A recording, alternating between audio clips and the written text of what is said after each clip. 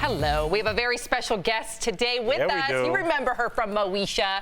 She played Brandy's stepmom Dee. She also is a Tony-nominated Broadway star from the original cast of Dreamgirls. So please welcome Sheryl Lee Ralph today. And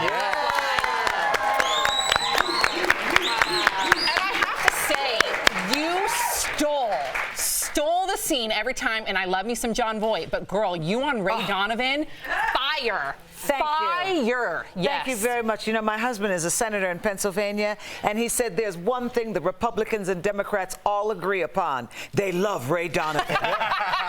Yeah, so we have to start one place, right? Gotta start with Ray Donovan. Start where we can. Yes, okay, move on to healthcare. Absolutely. Cheryl, I have to apologize because when I came in this morning, I said Shirley, and I didn't want to call you Claudette. But then you called me Cher. And then my lovely makeup artist, Dre, was trying to help me out, and he was telling me, and I was like, did I say Claudette? Yeah, and I was like, oh, and then you left, and I was like, well, I just screwed that all up. That's all right. It's all so right. I apologize. It's all good. It's all good. But Nikki does love Claudette. We know it. And this season, you all who love Ray Donovan, I don't think you're ready. No. You're not ready.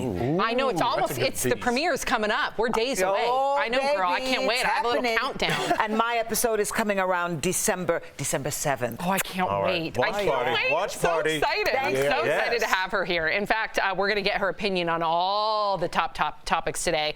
Everywhere you look, the impeachment took over the nation's airwaves, and there was one new bombshell that Democrats are talking about regarding a phone call between the president and EU diplomat Gordon Sondland. Let's watch. Following the call with President Trump, the member of my staff asked Ambassador Sondland what President Trump thought about Ukraine. Ambassador Sondland responded that President Trump cares more about the investigations of Biden, which Giuliani was pressing for. The president told reporters he knows nothing. That was Sheryl, laughing. He knows nothing about that phone call, but he also had this to say about the hearings. I did not watch it. I'm too busy to watch it. It's a witch hunt. It's a hoax. I see they're using lawyers that are television lawyers. They took some guys off television. You know, I'm not surprised to see it because Schiff can't do his own questions. Ooh, you better believe also that Late Night had a lot to say about yesterday's historic hearing. Let's take a look. It's what we've been praying for since the beginning of the Trump presidency. The end of the Trump presidency. Democrats brought in a lawyer to conduct questioning at today's impeachment hearing who previously prosecuted the mafia, financial crimes, and insider trading. Said President Trump, I knew that guy from somewhere. President Trump claims he did not watch the televised impeachment hearings. That he didn't watch. Yeah, when asked what he was doing, Trump said, I was cleaning out my desk.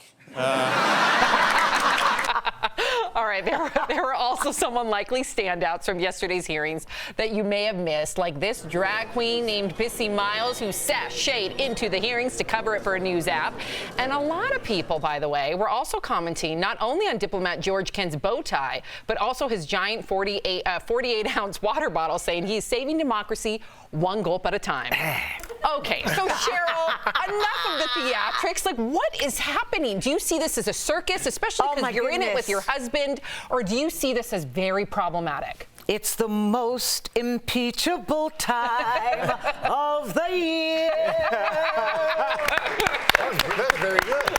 Oh, honey, this is, first of all, it's hard for people who are truly dedicated to this country, dedicated to all the things they believe we stand for. And sometimes there are a lot of politicians, public servants like my husband, who brings that work home. Right. And they're so frustrated about the deadlock very often. And they're so frustrated about the unwillingness sometimes to just talk to each other like they felt. A lot of them say they felt like they used to. You know, they would talk about conversations across the aisle, and it seems like, you know, there's certain walls that are being built up between them. And they said we were never meant to operate this way. So you can't get anything done. You can't get anything done. Let me ask you this, because, you know, this is something I've been thinking about a lot. Do you think and you can speak to this personally because of your husband, do you think the people that we're sending to Washington almost reflect how we feel about each other?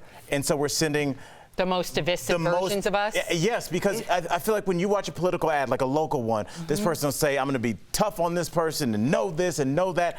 And those people get elected, and then we send these people that don't have the ability to be like, okay, if you do that for me, I'll do this for you. Well, you know, it's interesting that you say that. Do you remember there used to be this song, "One bad apple don't spoil the whole bunch, girl"? Do you remember that Yes. song? Oh my God, I used to love that song. Well, I know now one bad apple can spoil the whole bunch. And what happens very often is sometimes when they get elected to Congress, you know, you got to start at the bottom. You don't just get to the top, you start at the bottom. Or if you're going to be at the bottom, the way to rise is to get attention on you. Like the new five women, Right. then you've got Ocasio. They're rising quickly from the bottom because they've got that attention. But you get some of these other people in there that just want to spread the bad news. It does filter where it can. Yeah. And very often, sometimes people don't get the politician they deserve. But very often, they do.